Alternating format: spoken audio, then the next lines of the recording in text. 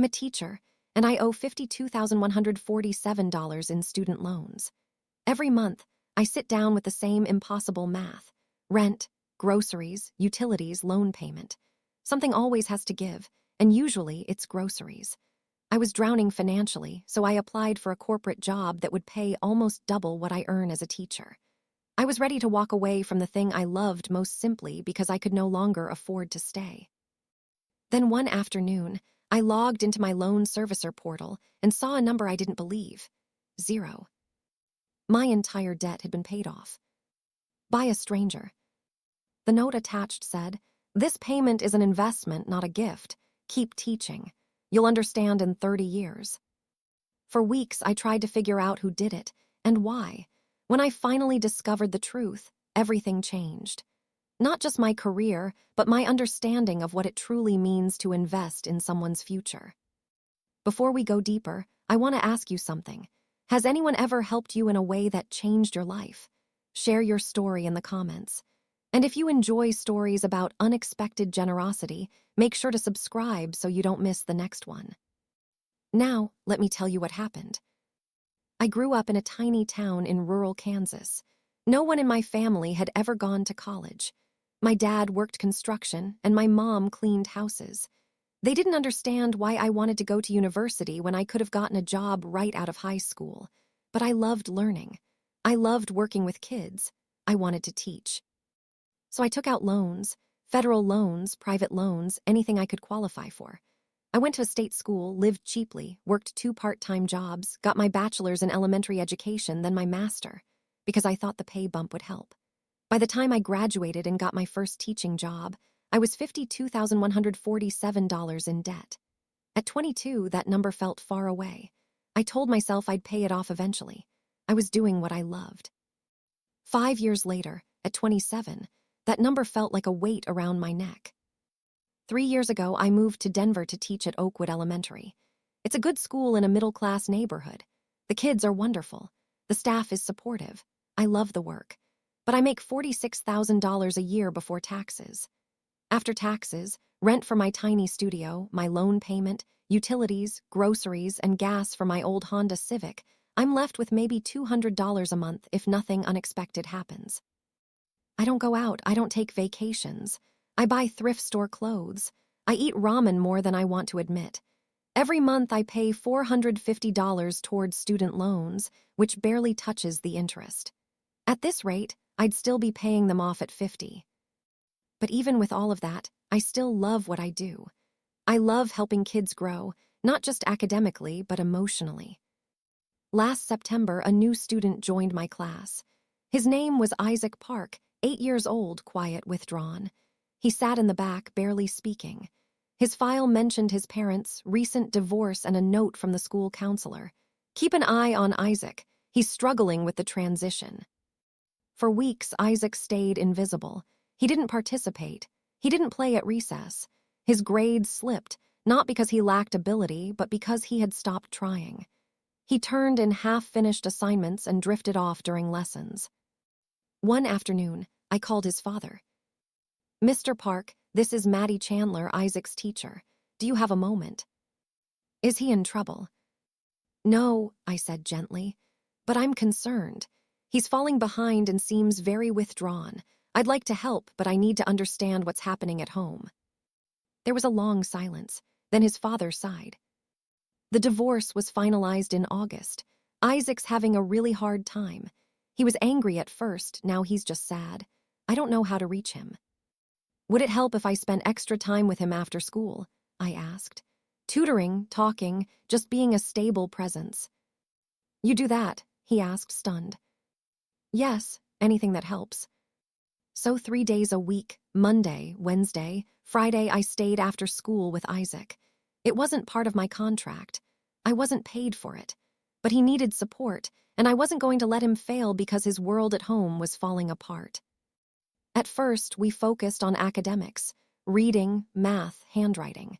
He was behind in everything, not because he couldn't do the work, but because he had given up. One day in October, staring at a math worksheet, he whispered, "Why does any of this matter? School, homework, everything's already falling apart." My heart broke. Isaac, I said softly, I know things are hard. I know your family is changing. But school matters because you matter. Your future matters, and I'm here for you, no matter what's happening. He looked up at me with those sad, searching eyes. You're not going to leave. No, I said. I'm your teacher, I'm here. Slowly, so slowly, he opened up. Not about the divorce, not yet, but about small things. His favorite video game, a recipe his grandmother taught him, the dog his mom got after she moved out. And as he opened up, he started trying again. His assignments came incomplete. His test scores improved. By December, he was reading at grade level. By January, Isaac wasn't just meeting expectations. He was exceeding them. In mid-January, during parent-teacher conferences, Justin Park was scheduled for 6:00 p.m. He arrived exactly on time, looking tired but hopeful. Mr. Park, Isaac is doing incredibly well, I said, handing him the progress reports. His reading has improved 2 grade levels in just 4 months. His math scores are up. And socially, he's making friends, participating in class, he's smiling again. Justin's eyes filled with tears. I know, he said softly. I see it at home too. He's talking more, laughing. Yesterday, he actually told me about his day. That hasn't happened once since the divorce. He's a great kid, I said. He just needed a little support. Justin swallowed hard. His voice cracked. Miss Chandler, I know you've been staying after school with him 3 days a week. I know that's not part of your job. I know you're doing it out of kindness. He paused, steadying himself. You saved my son. When everything else fell apart, you gave him stability, hope. You reminded him that someone still cares. I felt my own eyes welling up. I care about all my students. Isaac just needed some extra help. If you want to thank me, just keep being there for him. Keep being the dad he needs. Justin nodded, but something in his expression told me he wished he could do more. February came and went, then early March arrived. On a Tuesday morning, my car broke down, transmission failure, $1, $200 to fix. Money I absolutely did not have. I called a tow truck, sent the car to a mechanic, and accepted that I'd be taking the bus for a while. That afternoon, when Justin came to pick up Isaac, he saw me waiting at the bus stop across from the school. Miss Chandler, car trouble. Yeah, I said with a shrug. Transmission's shot, I'll figure it out. Where do you live? I can drive you home, please, it's the least I can do. So I agreed. Isaac sat quietly in the back seat reading. I sat in the front with my bag on my lap. We made small talk. Justin told me he was a software engineer at a startup, 6 years in, long hours, good team. When we reached my apartment, I thanked him and grabbed my things. I didn't realize until later that I'd left a folder in his back seat, a folder containing my job application. A week earlier, I had applied for a corporate training job at a company called Summit Solutions.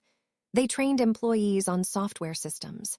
The job paid $78,000 a year, nearly double my teacher salary. I hadn't told anyone, not my principal, not my coworkers, not even Julian, my best friend down the hall. And now that application was sitting in Justin's car. On Saturday, March 15th, I woke up early and did what I did every month. I logged into my loan servicer portal to check my balance and schedule my payment. I expected to see the familiar $52,147, maybe a few dollars lower. Instead, when the screen loaded, it showed 0. I stared, blinked, refreshed the page. Still 0. My first thought, system error. My second, this is going to be a nightmare to fix. I called the loan servicer the moment they opened. Great Lakes Student Loan Services, this is Monica. How can I help you? Hi, I said. My account balance is showing 0, but I owe over $52,000. Something's wrong. Let me pull up your account. Can I have your number? I gave it to her. There was a pause. Miss Chandler, I'm showing your loan was paid in full yesterday. Electronic transfer of $52,147. My hands shook.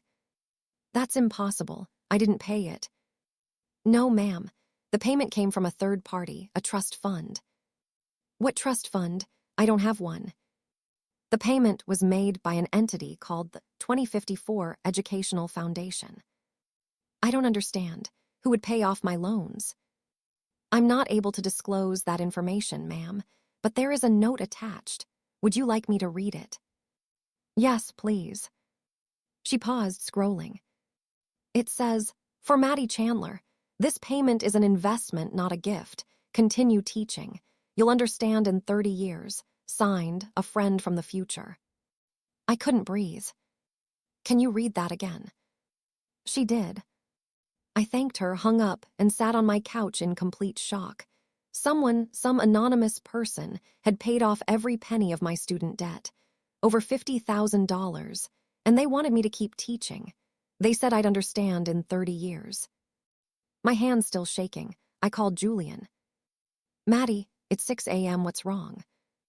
"Someone paid off my student loans." "What? All of them?" "Every cent. $52,000, gone." "Who?" "I don't know. It's anonymous. They left a note saying it's an investment, and I'll understand in 30 years. Julian fell silent. "Maddie, are you sure this is real? Not some scam?" "I already called the loan servicer. It's real. The money cleared. My balance is 0. "Oh my God, Maddie, who would do this?" "I have no idea. I don't have rich family. None of this makes sense." "Maybe it's someone whose life you changed," she suggested. "A former student." "Jules, I've only been teaching for 5 years. My oldest former students are 12. They don't have $50,000. "Then maybe their parents." "But why anonymously?" And that strange note about 30 years, I still didn't understand it. But Maddie, this is a miracle. Don't question it. Accept it. I couldn't just accept $50,000 from a stranger. "Yes, you can, because whoever did this wants you to have it. They want you to keep teaching. So keep teaching." But I couldn't let it go. I needed answers. So over the weekend, I did research. I searched everywhere for the 2054 Educational Foundation. Nothing existed. No nonprofit, no registry, just a name attached to a trust fund. A trust fund dated 30 years in the future. The note said I'd understand in 30 years. Was that connected? I made a list of possibilities. 1, a former student's parent. But none of the families I'd worked with had that kind of money. Oakwood was a middle-income school, comfortable, but not wealthy. 2, a random philanthropist. But why me? Thousands of teachers were drowning in debt. 3, someone who knew I was thinking about leaving teaching. The note literally said, "Continue teaching." That meant they knew I was close to quitting. That thought hit me hard. Only one person knew I was considering leaving. Well, 2, if you counted Summit Solutions HR. But I hadn't told anyone else, and my application had been in Justin's car. Had he seen it? On Monday, I went to school determined to focus on my students and ignore the mysterious loan payment. That lasted until lunch, when Principal Roberts called me into her office. "Maddie, can I talk to you for a minute?" My stomach dropped. Had I done something wrong? "I got an interesting call this morning," she said. "From Summit Solutions. They said you interviewed with them last week for a corporate training position." My face burned. "Yes, I applied. I'm sorry. I should have told you." "You don't need to apologize," she said gently. "Teachers are allowed to look for other jobs, but Maddie, are you leaving?" "I don't know," I admitted. "I love teaching. I love this school, but I'm drowning financially. That job pays almost double what I make here. I don't want to leave, but I don't know if I can afford to stay." Principal Roberts nodded slowly. "I understand.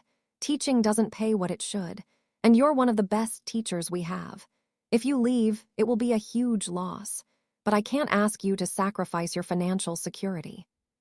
"I haven't decided anything yet." "Let me know when you do, and no matter what you choose, you have my support." That afternoon, I was cleaning up my classroom when someone knocked. Justin Park stood in the doorway. "Mr. Park, is everything okay? Is Isaac all right?" "Isaac's fine. He's with my mom. I need to talk to you, if that's okay." "Of course," I said. He closed the door and stood in the middle of the room, looking uncomfortable as he glanced at the alphabet posters and student artwork. I took a breath. I'd been preparing for this moment. "It was you, wasn't it?" I said. Justin looked up. "What?" "The student loans. Someone paid them off 3 weeks ago. $52,447. Anonymous donor. A trust called the 2054 Educational Foundation." I watched him carefully. "It was you." He didn't deny it, didn't even look surprised. He just nodded. "Yes, it was me." Even though I'd suspected it for days, hearing him confirm it made my knees weak. I sat at my desk. "Why?" I whispered. "Justin, why would you do that?" He pulled one of the tiny student chairs and sat across from me, looking almost out of place, but somehow exposed. "Because you saved my son," he said, voice breaking. "Maddie, when Isaac came to your class in September, he was shattered. The divorce destroyed him. He was failing school. He stopped talking. He stopped caring. I was terrified I was losing him." He wiped his eyes. "And then you stayed after school with him 3 times a week. You weren't paid. You didn't have to, but you did it because you cared. Because you saw a child who needed help." "That's my job," I said quietly. "No," Justin replied. "Your job is to teach second-grade curriculum from 8 to 3. Everything else, the tutoring, the calls home, the emotional support, that was you. Your kindness, your dedication." He looked at me, eyes full of gratitude. By December, he was doing better academically, but more importantly, he was himself again. Laughing, talking, being a kid.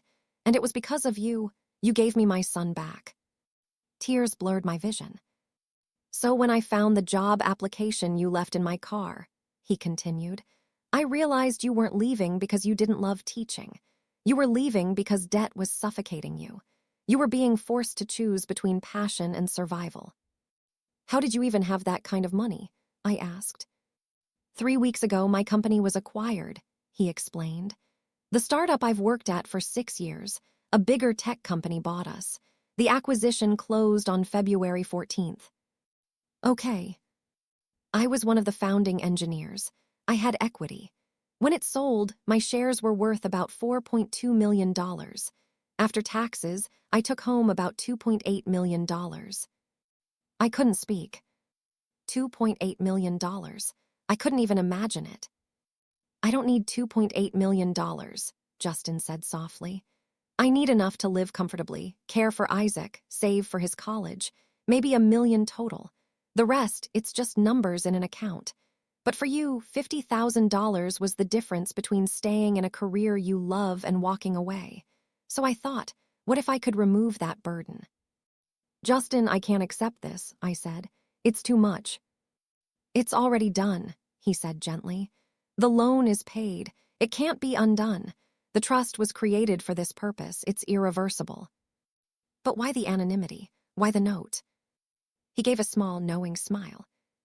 "Because if I had come to you and offered to pay your loans, you would have said no. You would have been too proud, too uncomfortable. This way, by the time you figured it out, it was already taken care of. You couldn't refuse." He was right. If he had asked me first, I would have said no. And the note, the part about understanding in 30 years, that was something he wanted to explain.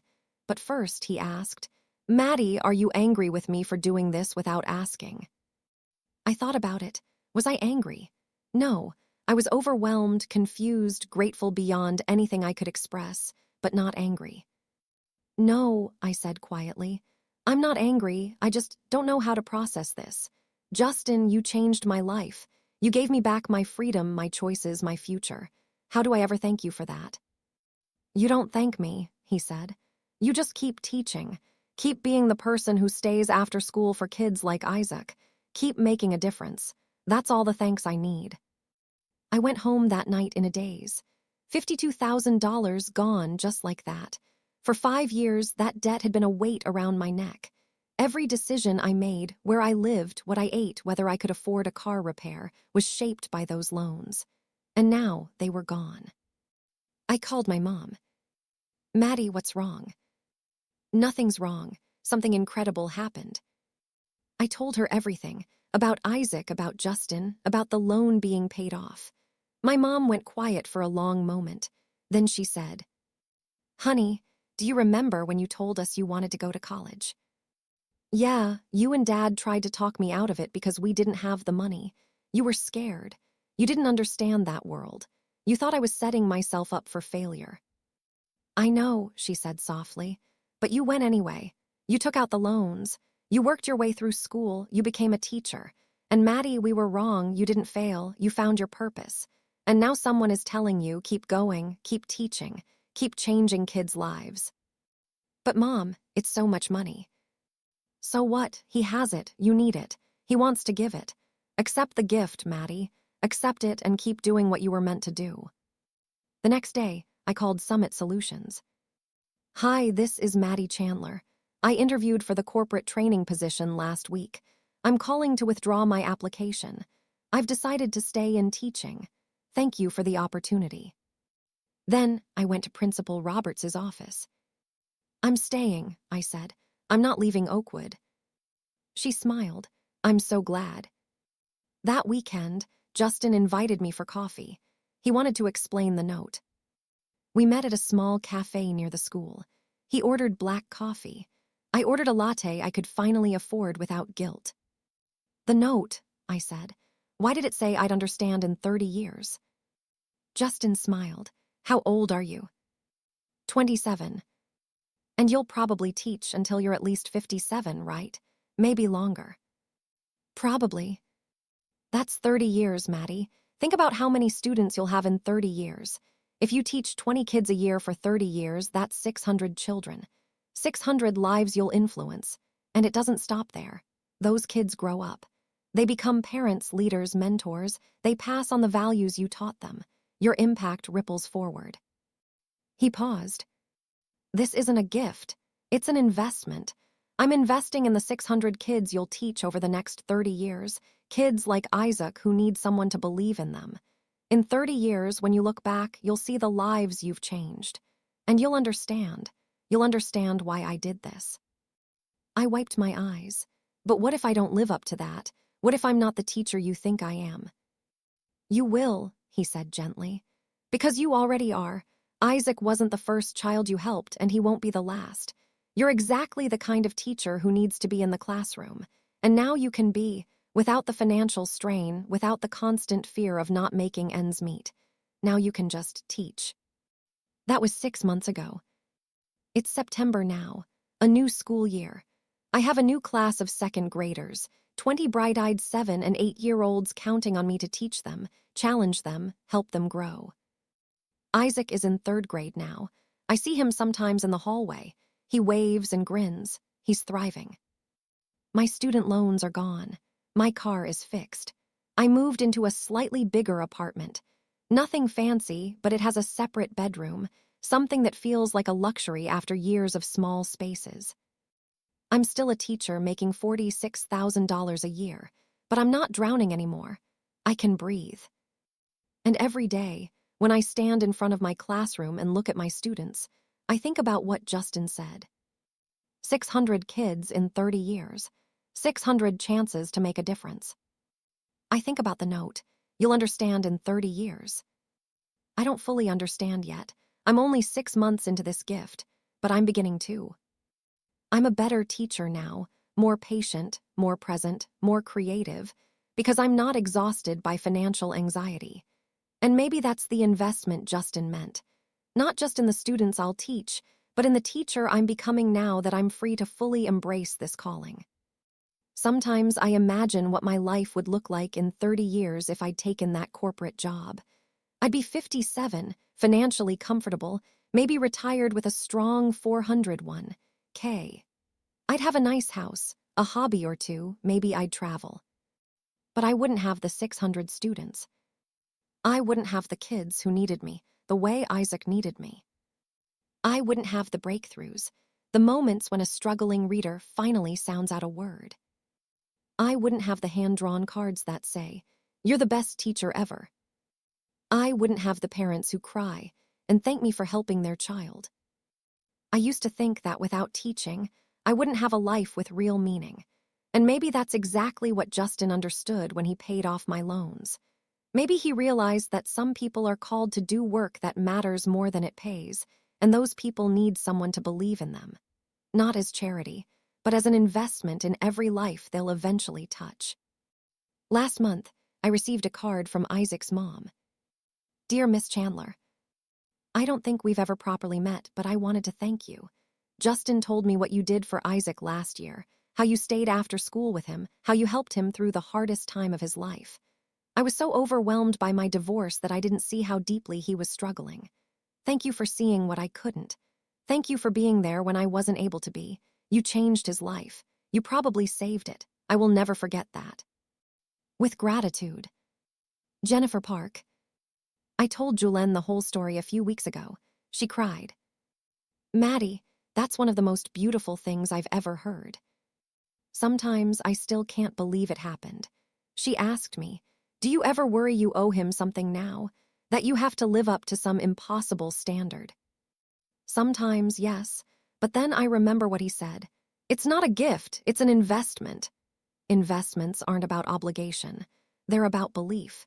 He believes I'll make a difference. So all I have to do is keep doing what I was already doing, keep teaching, keep caring, keep showing up for the kids who need me. You're going to change so many lives, Maddie, she told me. I hope so. That's all I want, to look back someday and know that I mattered, that I helped. This morning, I got to school early. I do that now, not because I have to, but because I want to. I like being in my classroom before the noise starts. I like preparing. I like the quiet. I was writing the day's agenda on the board when Principal Roberts knocked on my door. Maddie, can I talk to you for a minute? Of course. She stepped in and closed the door. I wanted to tell you something. This is confidential, but I think you should know. We received a donation this week, anonymous, $100,000. The donor requested it be used for teacher supplies, classroom materials, and support for students in need. That's incredible. Who donated it? I'm not sure. It came through a trust fund, the 2054 Educational Foundation. I froze. What? Does that name mean something to you? She asked. I nodded slowly. Yeah, it means something. Justin didn't just invest in me. He invested in my school, my students, every one of us. After school today, I called him. The donation to Oakwood, that was you, wasn't it? He didn't even try to deny it. Yes, I wanted to help. Maddie, you're not the only great teacher there, and your students aren't the only ones who deserve support. I had the money. The school needed it. It wasn't a hard decision. You're changing lives, you know, I told him. No, you're changing lives. I'm just removing the obstacles. Same thing. Maybe, he said softly. Then, Maddie, Isaac asks about you all the time. He keeps asking if you're still his teacher. I tell him you teach second grade now, and he's in third, but he doesn't care. As far as he's concerned, you're his teacher forever. I smiled. Tell him I'm still here. Tell him I'm still teaching. Tell him I'm not going anywhere. I will, and Maddie, thank you for staying. I'm 27 years old. I have 30 years of teaching ahead of me, 600 students, countless lives touched. I don't know what the world will look like in 30 years. I don't know if I'll still be at Oakwood or somewhere else. I don't know how teaching will change or how I will, but I know this. In 30 years, I'll look back at March 15th, 2024, the day a stranger paid off my student loans, and I'll understand. I'll understand that Justin Park didn't just free me from debt. He freed me from a life spent wondering, what if?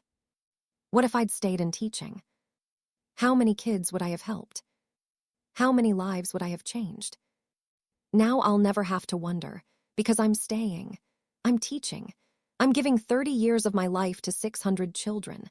And when I retire someday, I'll finally understand what Justin meant. This wasn't a gift. It was an investment.